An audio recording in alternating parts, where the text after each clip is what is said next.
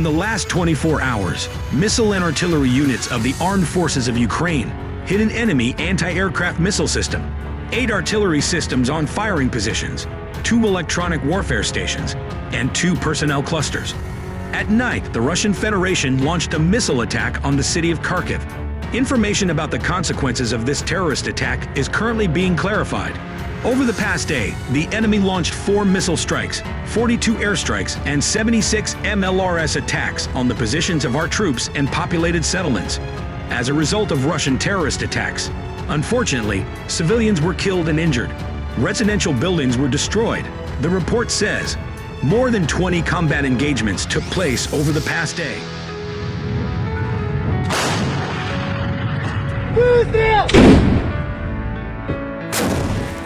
The Russian Defense Forces launched 7 strikes on enemy personnel concentration areas. Also, our defenders destroyed 4 enemy Shek-136 combat UAVs and 4 reconnaissance UAVs of the operational tactical level. Missile and artillery units struck an enemy anti-aircraft missile system, 8 artillery systems on firing positions, 2 electronic warfare stations, and 2 personnel clusters.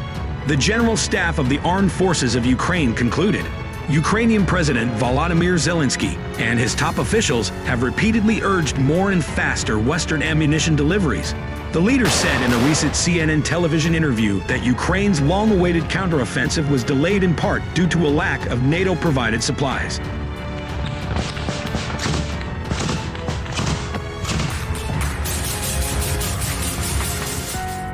Meanwhile, Ukrainian forces have liberated 2 square kilometers from Russian invaders in the Bakhmut direction and more than 12 square kilometers in the south. The relevant statement was made by Ukrainian Defense Deputy Minister Hanna Maliar on Telegram, and Ukrinform correspondent reports. According to Maliar, Russian troops continue focusing efforts on the Kupiansk, Lyman, Bakhmut, Avdiivka, and Marinka directions.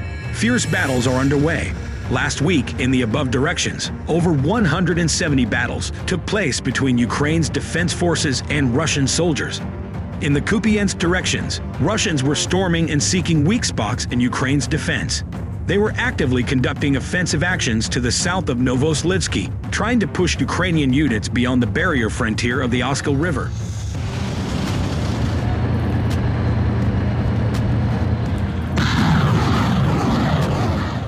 On the other hand, the rate of reported losses has been steadily high over the past week, hitting highs with 30 guns claimed destroyed on Tuesday and 31 last Wednesday. 4 MLRS launchers were also claimed lost on Tuesday, the highest figure of any day in the last week. Accurate figures of equipment losses are very difficult to verify on both sides.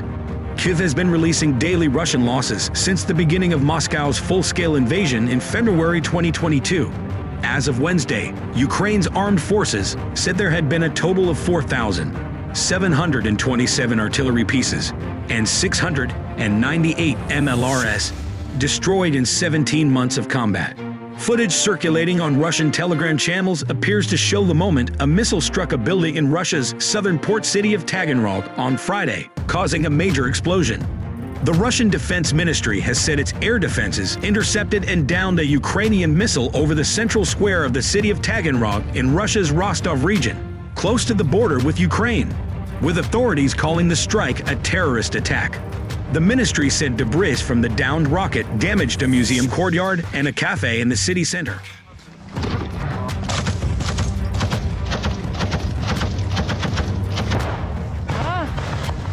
But dashcam footage first published by the Russian news Telegram channel MASH appears to show the rocket striking a building in the city, seemingly escaping air defense systems and causing a major explosion.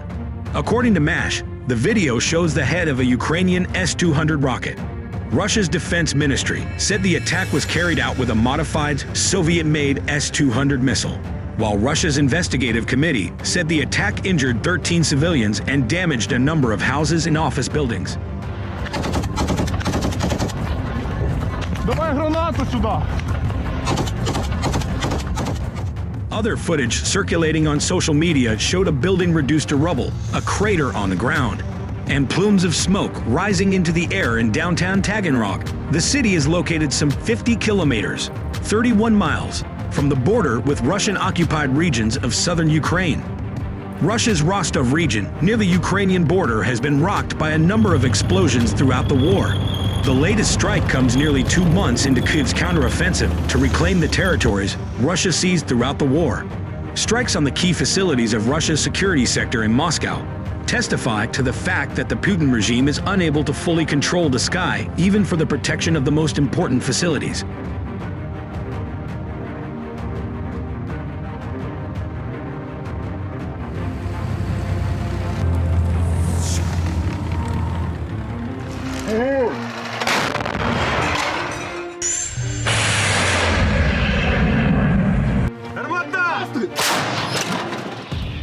Армата!